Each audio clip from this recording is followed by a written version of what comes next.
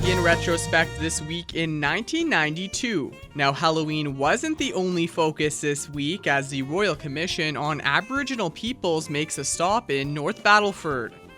I kind of feel like I'm in a courtroom, and for the first time I'm being listened to.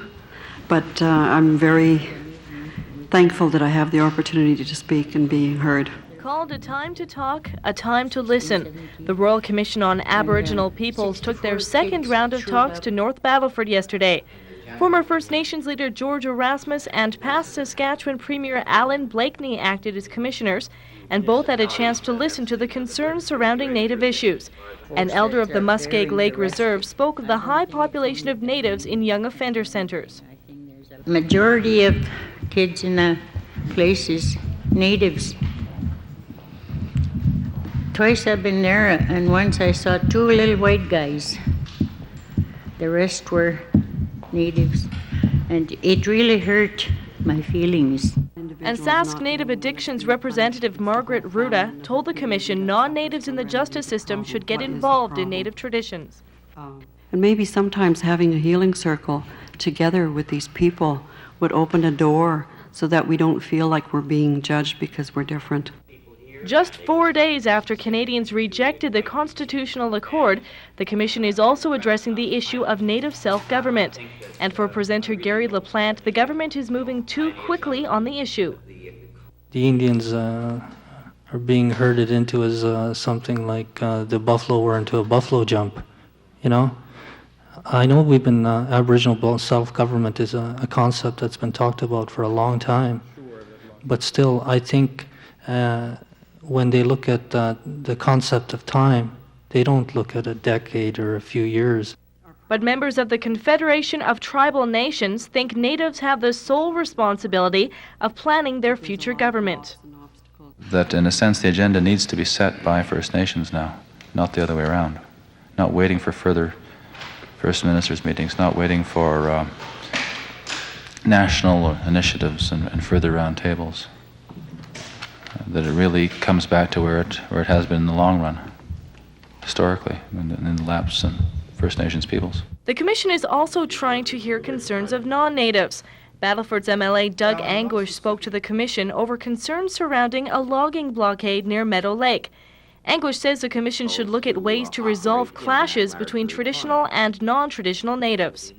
Because I don't think it's possible to find one pat answer.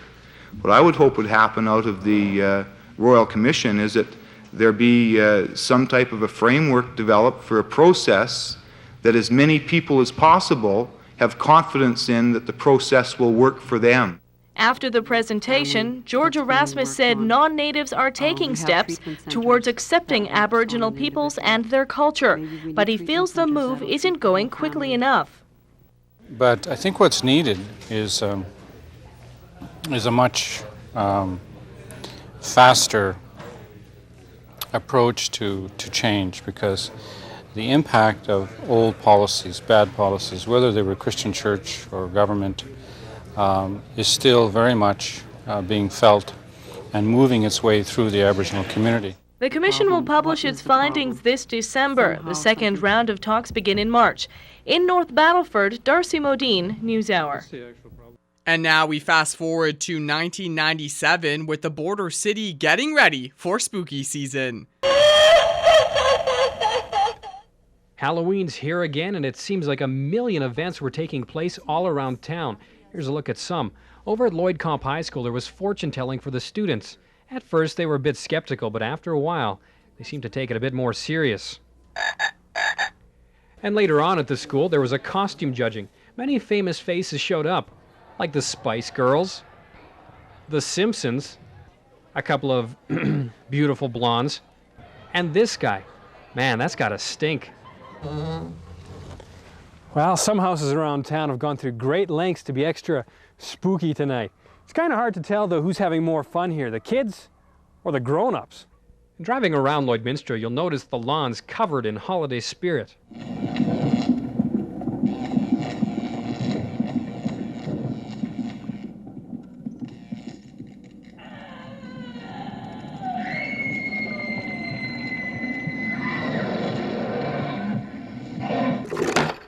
And in Lloyd Mall, several stores joined in for what's becoming one of the biggest commercial events during the year.